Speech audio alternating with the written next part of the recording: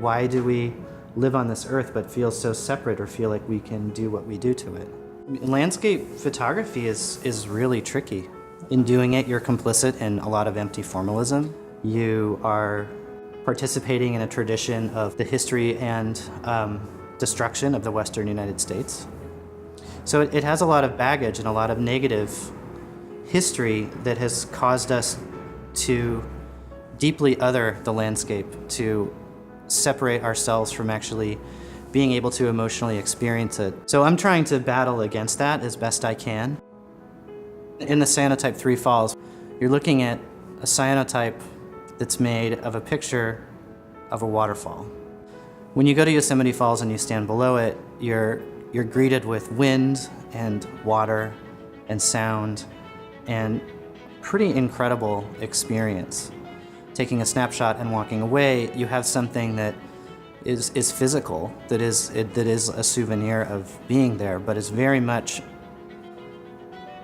a failure in terms of representing how it felt, especially if you're trying to show it to someone else and convince them that it was a magical thing that they just witnessed. And with that piece, I decided I'm going to start photographing Yosemite Falls, but do it multiple times on the same sheet of film. So maybe by putting more waterfall in, it's like turning it up and I'm, hoping that the photograph can do more than it actually really can. And then the cyanotype was made because I didn't have the picture at the time. It was off at another exhibition and I wanted to use that image. And I thought it was the perfect way to think about photography as a stand-in, as a surrogate, as kind of like a failed record. The work evolves and changes constantly. Uses a lot of tropes over and over and over again. Rocks, the moon, waterfalls, mountains, the sun, the sky, kind of the elements.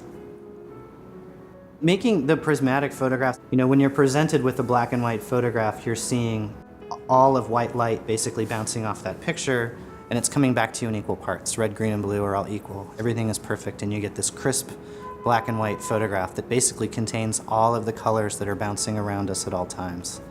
So with a prismatic picture, the visual spectrum starts to reveal itself, and maybe in doing so, there's a chain reaction that happens and the photograph can maybe turn into a synesthetic object that is allowing us access to a world maybe beyond the visual record.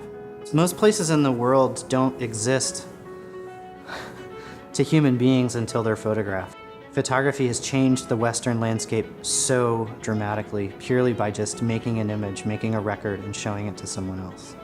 The idea of a park being a diorama that's created outside. It's not inside of a museum building, but is basically the same thing.